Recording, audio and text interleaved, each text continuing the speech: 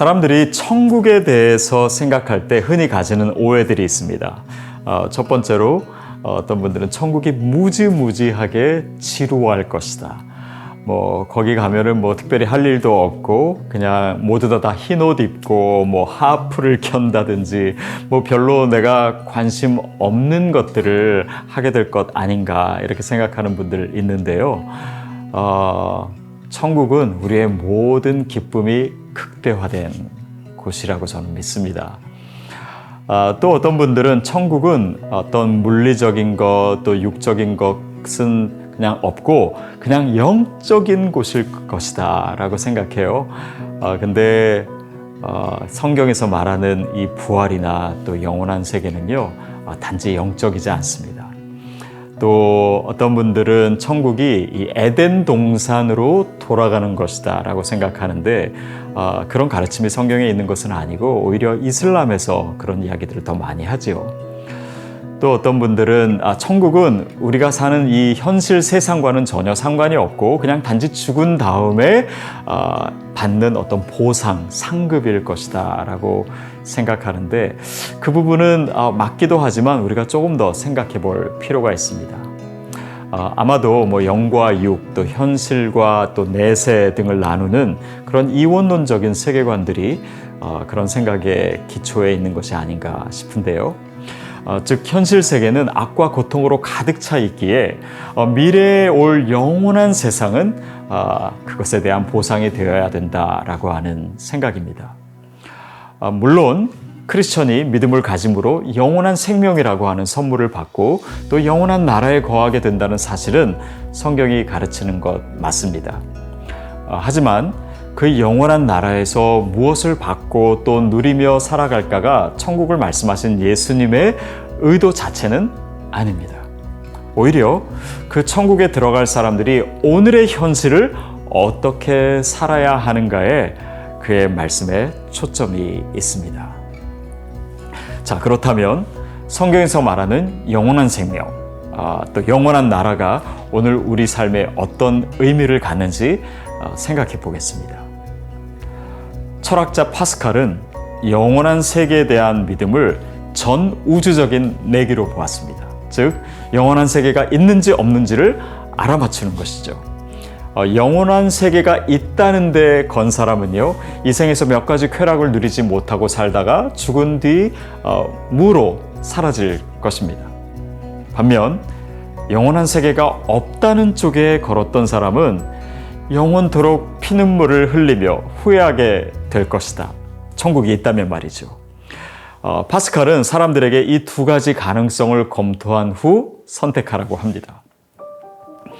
파스칼이 영원한 세계가 있다는 것을 지지한 것은 손익을 따져볼 때 너무나 당연한 결정입니다. 하지만 영원한 생명이란 단지 무엇이 나에게 이득인가를 따지는 차원이 아니라 오히려 무엇이 나의 삶을 가장 의미 있고 가치 있게 하는가의 차원에서 다가가야 할 문제입니다. 먼저는 관점의 변화입니다. 비트겐슈타인이라고 하는 철학자는 이 스피노자의 영원한 형상 아래에서란 유명한 표어를 그의 철학의 과제로 받아들였습니다. 그래서 선한 삶이란 영원의 형상 아래에서 보여진 세계이다 라고 얘기하면서 이렇게 얘기합니다. 보통 사물을 보는 방법은 마치 물체들 가운데서 관찰하는 것 같이 보는 것이지만 영혼의 형상 아래에서 본다는 것은 물체 밖에서 보는 방법이다. 마치 우리의 인생의 의미나 가치가 살아갈 때보다 죽음 앞에서 진정성 있게 다가오듯이 세계의 의미는 세계 밖에 놓여 있어야 한다는 것이죠.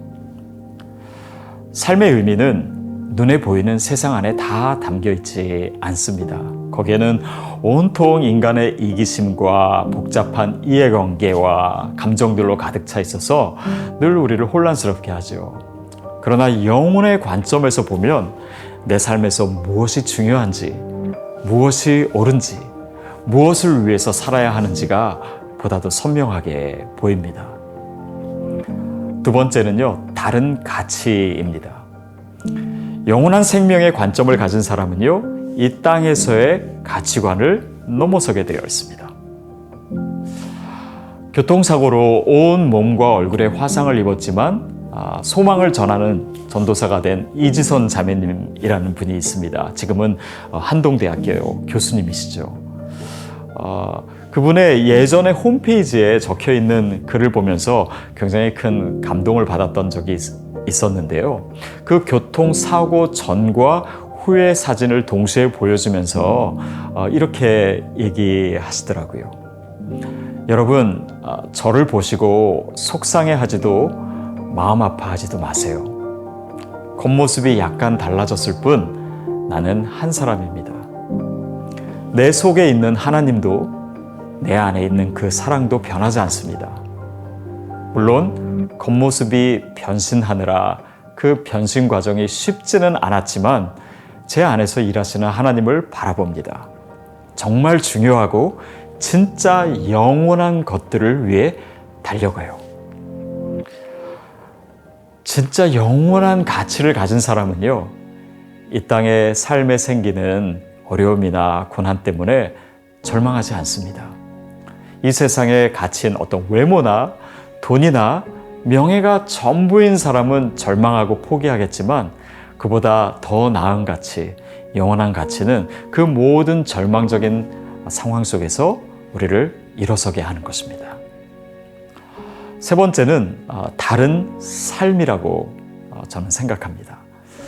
영원한 생명은 단지 죽은 다음에 어떻게 되는가, 무엇을 받는가의 문제가 아닙니다. 그렇다고 단지 관점의 변화도 아니고요. 그것은 다른 가치에 나아가 다른 삶으로의 초대입니다. 많은 사이비 종교단체들을 보면요, 교주들이 자신을 영원히 사는 존재로 이야기를 합니다. 살아있을 때는 그렇게 얘기를 하다가요, 나중에 죽으면 그냥 더 이상 변명할 필요도 또 책임질 필요도 없으니까 그렇게 주장하는 것이 아닌가 싶습니다. 그것은 그야말로 영원한 생명을 믿지 않기 때문에 무책임하게 거짓말하는 것이 아닌가 싶어요.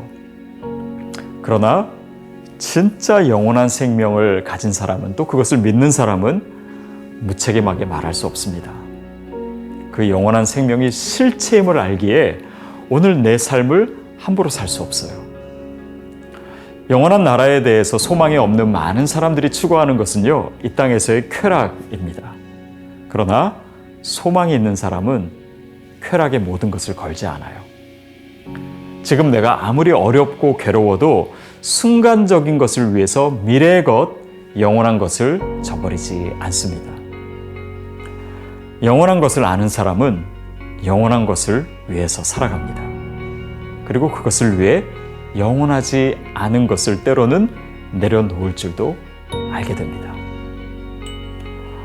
전능자의 그늘이라고 하는 이 책을 보면 짐 엘리엇이라고 하는 한 청년의 이야기가 나옵니다.